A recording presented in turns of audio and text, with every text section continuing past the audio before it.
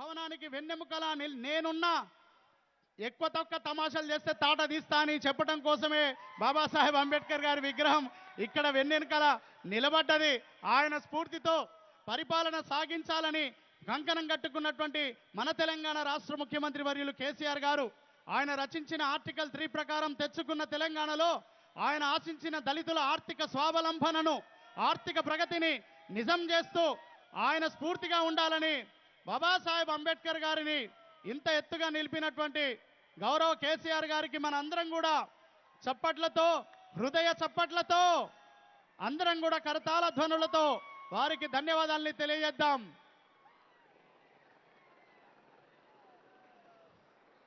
వచ్చింది హెలిప్యాడ్. అందరి దృష్టి ఆకాశం వైపే. ఆకాశం అంటే అనంతం. మన జీవితంలో మన గోల్స్, మన గమ్యాలు, మన టార్గెట్ కూడా అనంతంగా పెట్టుకోవాలి. ఒక ఉక్కు సంకల్పాన్ని, దృఢ సంకల్పాన్ని జ్ఞానంతో దాన్ని సత్యం చేసుకుని అదిగో చూడండి, డాక్టర్ బాబాసాహెబ్ అంబేద్కర్ విగ్రహాన్ పైన పూల వర్షం. ఎన్నో సంవత్సరాలుగా కన్నీటి వర్షంలో ఉన్న కుటుంబాల్ని తన వేళ్లతో తుడిచిన మహనీయుడు డాక్టర్ బాబాసాహెబ్ అంబేద్కర్ గారి చేత కాన్స్టిట్యూషన్ ఆఫ్ ఇండియా, భారత రాజ్యాంగ గ్రంథాన్ని చూస్తూ ఉన్నాం. అదిగో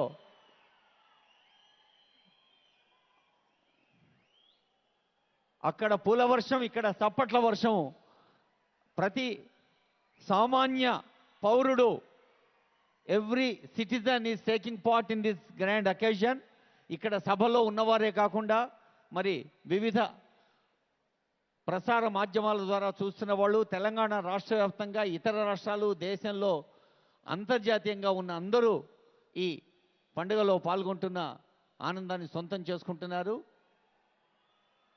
ఈ పూలవాన మధ్య మన గుండె తడిని ఒక ఆత్మీయపు జడివానగా మార్చి డాక్టర్ బిఆర్ అంబేద్కర్ గారి విగ్రహావిష్కరణలోని తర్వాతి ఘట్టం గౌరవనీయులైన ముఖ్యమంత్రి వర్యులు, గౌరవ అతిథి, షెడ్యూల్డ్ కులాల సంక్షేమం కోసం కృషి చేస్తున్న మంత్రివర్యులు కొప్పుల ఈశ్వర్ గారు, మరి ఈ నిర్మాణ కార్యక్రమాల్ని పర్యవేక్షించిన రోడ్లు భవనాల శాఖ మంత్రులు ప్రశాంత్ రెడ్డి గారు, ఇంకా ఎందరో మంత్రివర్యులు, మంత్రివర్గ బృందం, అలాగే ప్రజాప్రతినిధులందరూ ముఖ్యమంత్రి గారి వెంట ఈ ఆవిష్కరణలో పాల్గొనేందుకు వెళుతున్న దృశ్యాన్ని చూస్తున్నాం.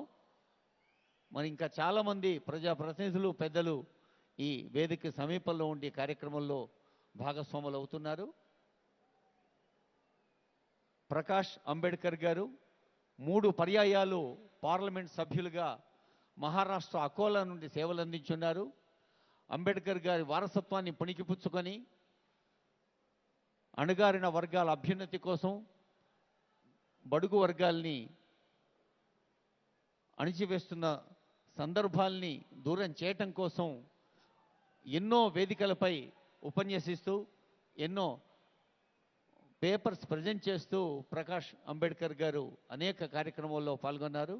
అదిగో మన ఆనరబుల్ ముఖ్యమంత్రి వర్యులు, అలాగే ప్రకాష్ అంబేద్కర్ గారు, మన సిఎస్ గారు, ఇంకా ఇతర పెద్దలందరూ వెళ్తున్న దృశ్యాన్ని చూస్తూ ఉన్నాం. ఒక వ్యక్తిత్వం, విషయ పరిజ్ఞానం, కష్టపడే తత్వం, నియమబద్ధంగా, నీతిబద్ధంగా, క్రమశిక్షణతో జీవితాన్ని నడిపించినప్పుడు మాత్రమే అవరోధాన్ని అధిగమించగలిగే సంకల్ప శుద్ధి సాధ్యమవుతుంది. అప్పుడు మాత్రమే వైఫల్యాల్ని లెక్క చేయకుండా సాఫల్యం కోసం ముందుకు సాగే అవకాశం ఉంటుంది. అదిగో బౌద్ధ గురువులు అత్యంత దూరం నుంచి మనం తెలంగాణ ప్రభుత్వం సభక్తికంగా ఆహ్వానించింది. బౌద్ధ గురువుల ఆశీస్సులు అందుకున్నారు ముఖ్యమంత్రి వర్యులు. ఇప్పుడు బౌద్ధ గురువులందరూ కలిసి ఈ సాగుతున్న దృశ్యాన్ని చూస్తూ ఉన్నాం. హెలికాప్టర్ ద్వారా మరో రౌండ్ పూల వర్షాన్ని కురిపిస్తున్నది. మన చప్పట్లతో ఆ ఆవిష్కరణలో అందరం కూడా కలిసి పాల్గొందాం. అందరూ కెమెరాలలో వీడియోలు తీసుకునే బిజీలనే ఉన్నారు. అందరూ ఖాళీగా ఉన్న వాళ్ళు చప్పట్లు కొట్టండి, వీడియోలు తీసుకునే వాళ్ళు వీడియోలు కొడతారు.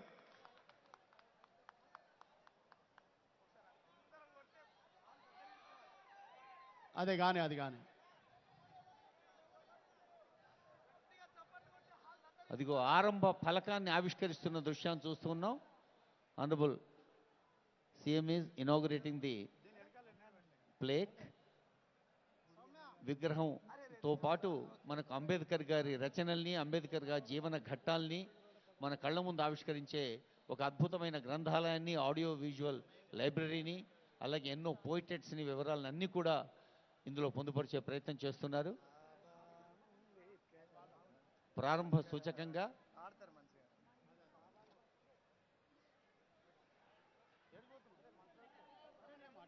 అంబేద్కర్ విగ్రహానికి సభక్తికంగా జరుగుతున్న పూజా కార్యక్రమంలోని భాగం ఇది.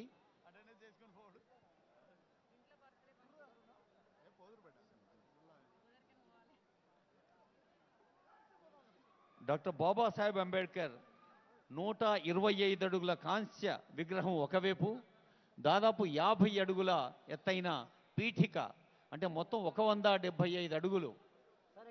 ఈ మామూలు నేలతో పోలిస్తే 175 అడుగుల ఎత్తైన పీఠిక మీద 125 అడుగుల విగ్రహం. అదిగో గౌరవనీయులైన ముఖ్యమంత్రి గారితో పాటు ఇతర మంత్రివర్యులందరూ ఈ పూజా కార్యక్రమంలో పాల్గొన్న దృశ్యాన్ని చూస్తూ ఉన్నాం.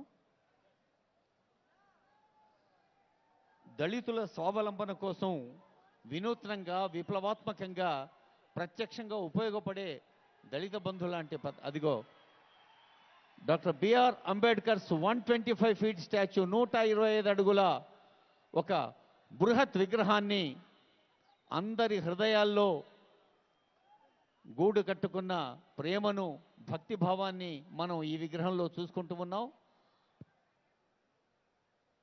తెలంగాణ ప్రభుత్వం భారతరత్న డాక్టర్ బిఆర్ అంబేద్కర్ 125 అడుగుల విగ్రహాన్ని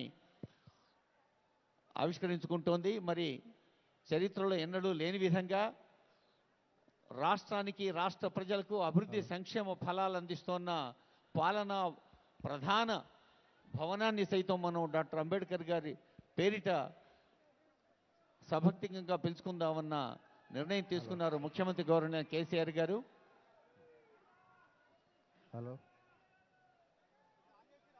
బౌద్ధ గురువుల మంత్రోచ్చారణలు, ఘంటానాదాల మధ్య అదిగో ఇప్పుడే గౌరవ అతిథి అంబేద్కర్ గారి మనవడు ప్రకాష్ అంబేద్కర్ గారి చేతుల మీదుగా ఈ భవన ప్రవేశ మార్గానికి ప్రారంభోత్సవం జరిగింది.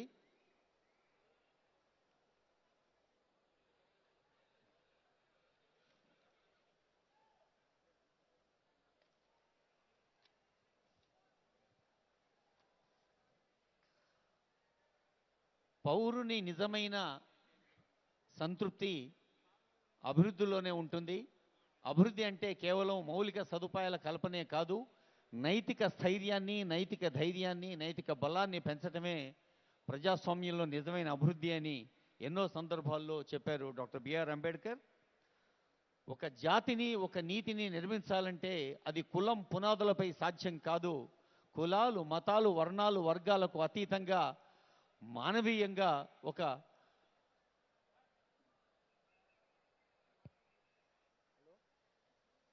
విశాల హృదయంతో స్పందించి మానవీయ సమాజాన్ని నిర్మించినప్పుడు మాత్రమే సాధ్యమవుతుంది అని చెప్పిన అంబేద్కర్ గారు ప్రతి ఒక్కరిని పులిబిడ్డగా తలెత్తుకొని ముందుకు నడవమన్నారు.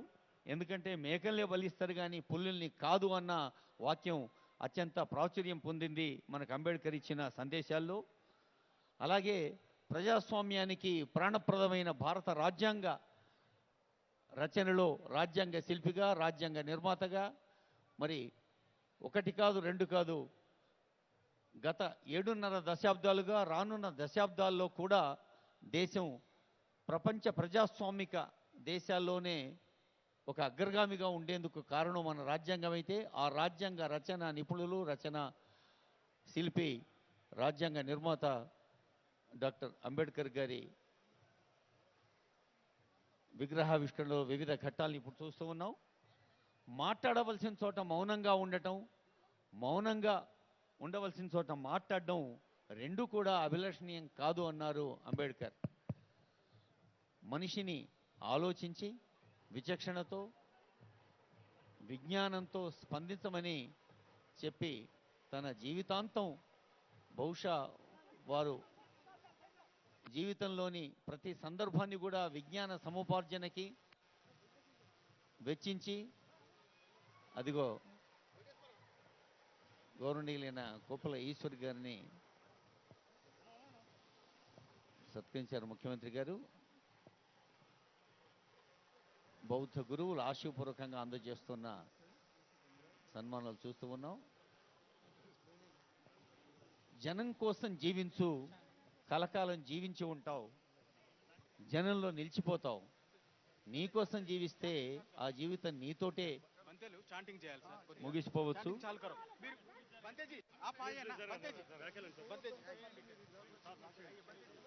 ఆశయాలను సమంత చక్కవాలేసో అత్ర గచ్చంతు దేవ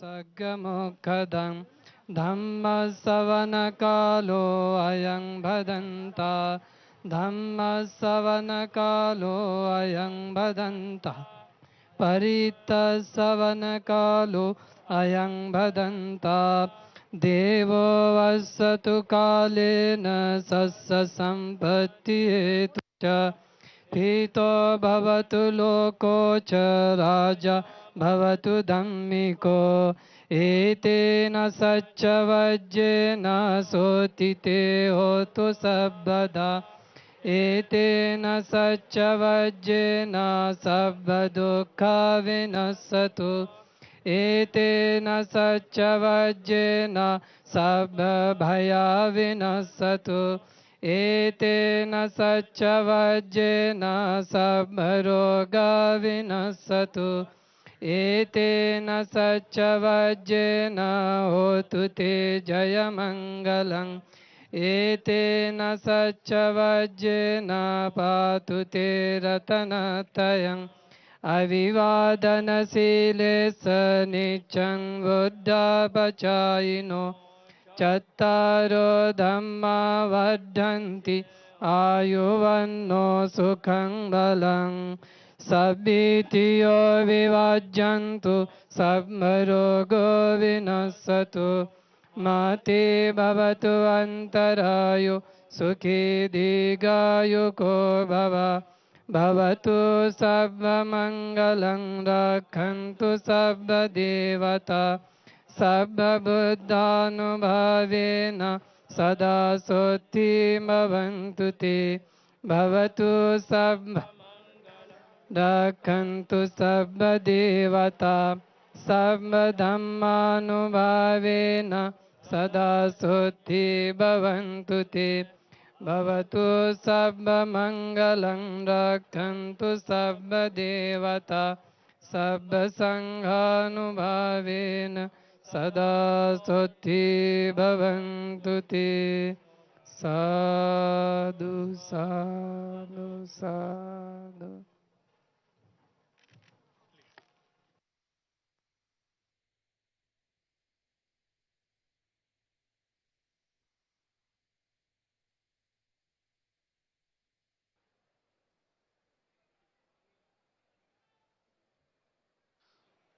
బౌద్ధ గురువులు సంప్రదాయబద్ధంగా పఠించిన బౌద్ధ ధమ్మానికి సంబంధించిన పూజా కార్యక్రమం సాగుతోంది. బుద్ధం శరణం గచ్ఛామి, ధర్మం శరణం గచ్ఛామి, సంఘం శరణం గచ్ఛామి. సంఘం పటిష్టంగా ఉండేది, సంఘం సంతోషంగా ఉండేది, ఆరోగ్యంగా ఉండేది అది ధర్మంగా ఉన్నప్పుడే. ఎక్కడైతే మనిషి బుద్ధిమంతుడై ఆ బుద్ధికి విశాల హృదయాన్ని, నిశితమైన మేధస్సుతో కూడిన జ్ఞానాన్ని అందిస్తాడో, మరి అలాంటి ఒక వృక్షం కింద తపస్సు చేసి జ్ఞానాన్ని సొంతం చేసుకున్న బుద్ధుడే మార్గదర్శిగా సంఘం శరణం గచ్ఛామి, ధర్మం శరణం గచ్ఛామి అన్న ఆ 3 మంత్రాల్లో కూడా మరి బుద్ధుణ్ణి కేవలం మంత్రరూపంలో తలుచుకోవటం కాదు, ఆ బుద్ధుడు చూపిన దారిలోని అంశాల్ని తెలుసుకోవటం అత్యంత ప్రధానం. పూజా కార్యక్రమంలో గౌరవనీయులైన ముఖ్యమంత్రి వర్యులు ప్రకాష్ అంబేద్కర్ గారు, ఇంకా మంత్రివర్గ బృందం పాల్గొంటున్న అందరికీ శుభాకాంక్షలు, భారతరత్న శుభాశీస్సులు అందజేస్తున్న తరుణం ఇది. కొద్దిసేపట్లోనే గౌరవనీయులైన ముఖ్యమంత్రి వర్యులు వేదికపైకి వేంచేస్తారు.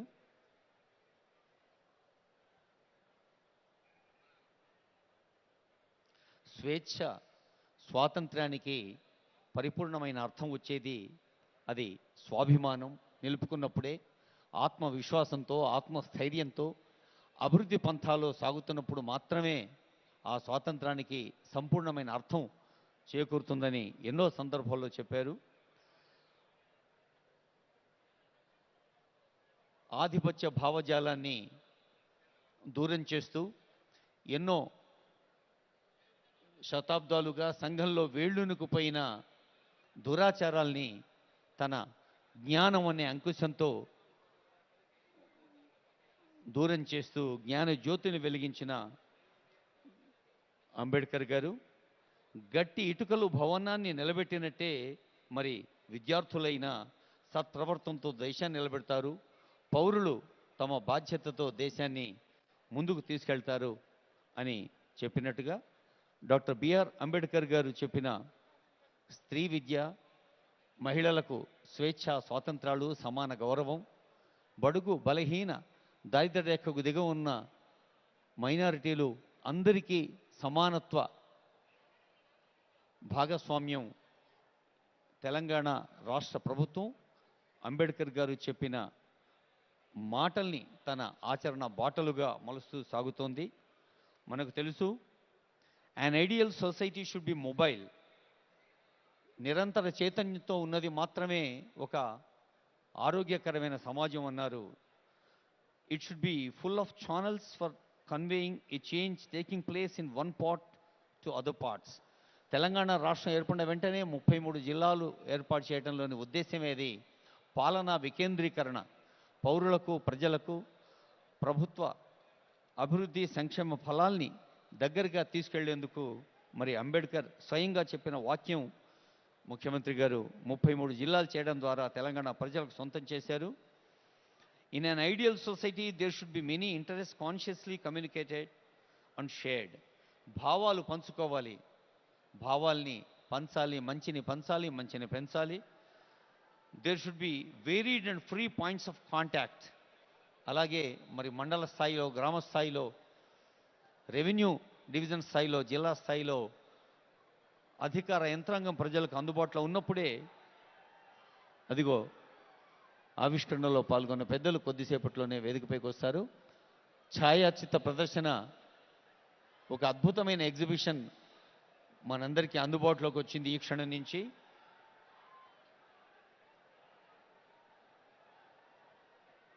నిజమైన డెమోక్రసీ అంటే కేవలం ఫ్రాటర్నిటీ, సౌభ్రాతృత్వంతో ప్రజాస్వామ్యం నిలబడుతుంది. ప్రజాస్వామ్యానికి ప్రాణం ప్రజలందరి సౌభ్రాతృత్వమే. Democracy is not merely a form of government, it is primarily a mode of associated living అన్నారు.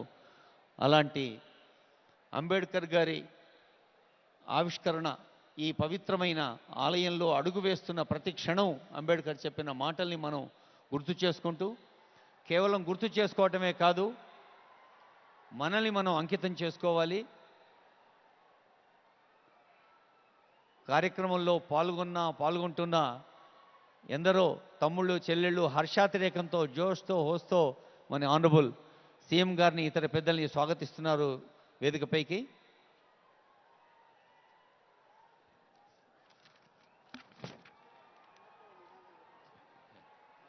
గౌరవనీయులైన ముఖ్యమంత్రి గారితో పాటు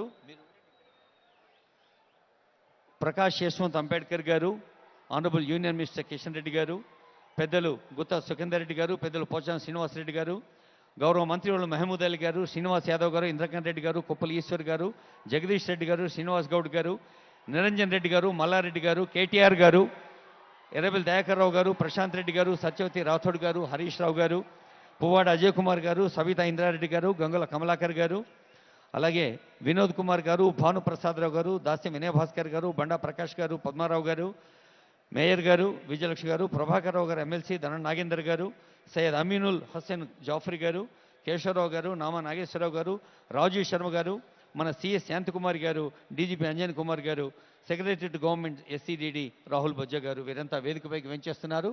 అందరికీ హృదయపూర్వక స్వాగతం పలుకుతోంది ఈ వేదిక.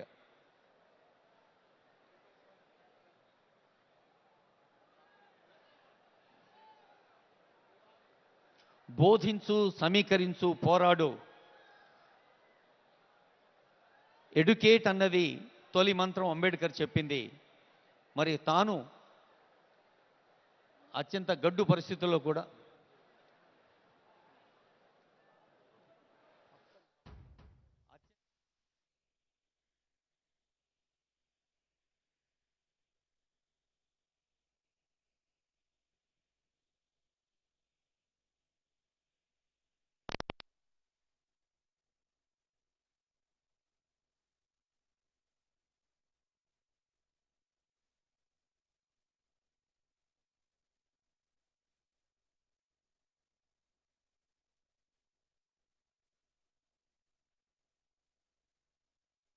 తో ఆచరించిన యాగం అతనిది.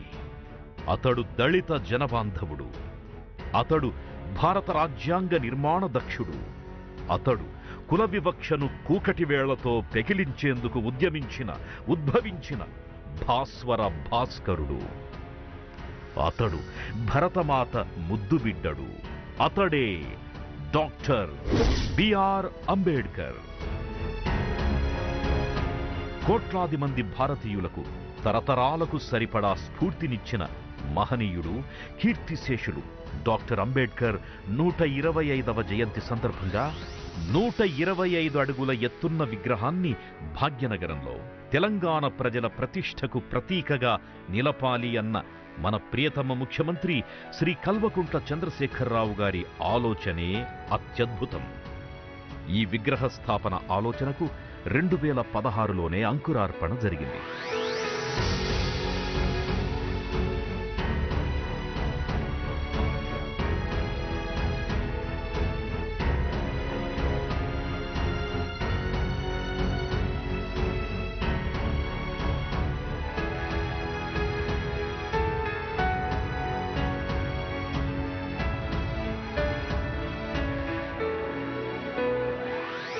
నిర్మాణ సంస్థ కేపీసీ ప్రాజెక్ట్స్ లిమిటెడ్ నిర్మాణ బాధ్యతల్ని చేపట్టింది. విగ్రహ ఆలోచన మొదలు ఆవిష్కరణ దాకా ప్రతి అంశం ఉత్తేజభరితమే, ఉద్వేగభరితమే. భాగ్యనగరం నడిబొడ్డున ట్యాంక్ బండ్ సమీపాన అంబేడ్కర్ భావి భారత విధాతగా, స్ఫూర్తి ప్రదాతగా, నిలువెత్తుమూర్తిగా కనువిందు చేస్తున్నాడు. పక్కనే డాక్టర్ బిఆర్ అంబేడ్కర్ తెలంగాణ సచివాలయం, ఎదుట శాంతమూర్తి బుద్ధుని విగ్రహం, మరోవైపు తెలంగాణ కోసం త్యాగాలు చేసిన అమరవీరుల స్మారక స్థూపం. వీటి నడుమ నిలువెత్తు చైతన్య శిఖరంలా డాక్టర్ బిఆర్ అంబేడ్కర్ విగ్రహం కనిపిస్తుంది. పాలనా వ్యవస్థకు దిక్సూచిలా మహనీయుడు సాక్షాత్కరిస్తాడు అన్న సీఎం కేసీఆర్ వాక్కులకు ప్రతిరూపం ఈ అంబేడ్కర్ విగ్రహం. అంబేడ్కర్ విగ్రహాన్ని పద్మభూషణ్ పురస్కార గ్రహీత రామ్వన్జీ సుతార్, ఆయన కుమారుడు అనిల్ సుతారులు సంయుక్తంగా విగ్రహ నమూనాలు తయారు చేశారు. ప్రభుత్వం నమూనాను ఆమోదించాక ఢిల్లీలో విగ్రహ భాగాలను పోతపోసి హైదరాబాదుకు తరలించారు. విగ్రహం ఎత్తు 125 అడుగులు, వెడల్పు 45 అడుగులు, బరువు 465 టన్నులు. విగ్రహ స్థాపనా పీఠం ఎత్తు 50 అడుగులు. స్మారక భవనం 27,556 చదరపడుగులు. ఈ భవనంలో అంబేడ్కర్ జీవిత చరిత్రను ఆవిష్కరించే మ్యూజియం, ఆయన రచనలు పొందుపరిచిన గ్రంథాలయం, కాన్ఫరెన్స్ హాల్, ఇలా పలు సదుపాయాలుంటాయి. విగ్రహం ఎలాంటి విపత్కర పరిస్థితుల్లోనూ చెక్కు చెదరకుండా ఉండేలా 353 టన్నుల ఉక్కు, 112 టన్నుల కాంస్యం వినియోగించారు. విగ్రహ స్మారక భవన ప్రాంగణ విస్తీర్ణం 11 ఎకరాలు. ఇందులో 2.93 ఎకరాల మేర పచ్చదనం పరుచుకుంది. సామాజిక చైతన్యాభిలాషి డాక్టర్ అంబేడ్కర్ విగ్రహ ప్రాజెక్టు వ్యయం 146 కోట్ల రూపాయలు. స్వాతంత్ర్యానంతరం నవ సమాజ నిర్మాణానికి శక్తివంచన లేకుండా నిస్వార్థంగా శ్రమించిన మహనీయుడు అంబేడ్కర్ ఆశయాన్ని విగ్రహ రూపంలో సజీవంగా నిలపాలి అన్న సీఎం కేసీఆర్ గారి ఆలోచన మహోన్నతం. భావితరాలకు విగ్రహ నిర్మాణ విశేషాలు స్ఫూర్తినిచ్చే అంశాలు. ముఖ్యమంత్రి కేసీఆర్ గారి సత్సంకల్పాన్ని ప్రముఖ నిర్మాణ సంస్థ కేపీసీ ప్రాజెక్ట్స్ లిమిటెడ్ ప్రతిష్టాత్మకంగా సాకారం చేసింది.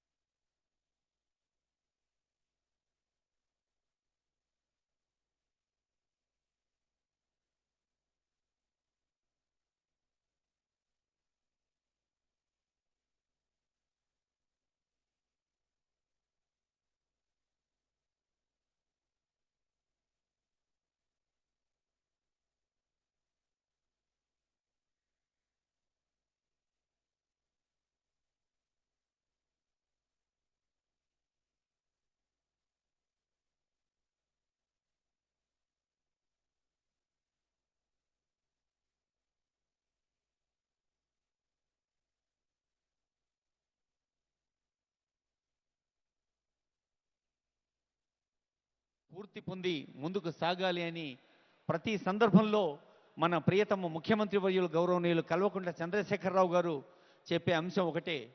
ఎప్పుడో దశాబ్దాల క్రితం సిద్దిపేట శాసనసభ్యులుగా ఉన్నప్పుడే దళిత జ్యోతి అనే పథకాన్ని ముఖ్యమంత్రి గారి మేధో సృజనతో హృదయ స్పందనతో సిద్దిపేట ప్రజలకు అందించారని నిన్ననే కేటీఆర్ గారు ఒక సభలో చెప్పారు. మరి అంటే ఈనాటి దళిత బంధుకి పునాదులు ఆ రోజే వారి హృదయంలో రూపుదిద్దుకున్నాయి. ఏ రాష్ట్రంలో లేని విధంగా, ఏ దేశంలో లేని విధంగా ఇంత పెద్ద ఎత్తున నగదు బదిలీ పథకం అనేది దళిత బంధు రూపంలో మరి ప్రజలు తమకు నచ్చిన ఆదాయ వనరుల్ని సమకూర్చుకోవడానికి ప్రభుత్వం సహాయంగా నిలుస్తోంది. ఇలా అనేక అభివృద్ధి సంక్షేమ ఫలాల్ని రెండు కళ్ళుగా ముందుకు సాగుతున్న తెలంగాణ రాష్ట్ర ప్రభుత్వాన్ని దేశానికే ఒక ఉదాహరణగా ప్రజాస్వామ్య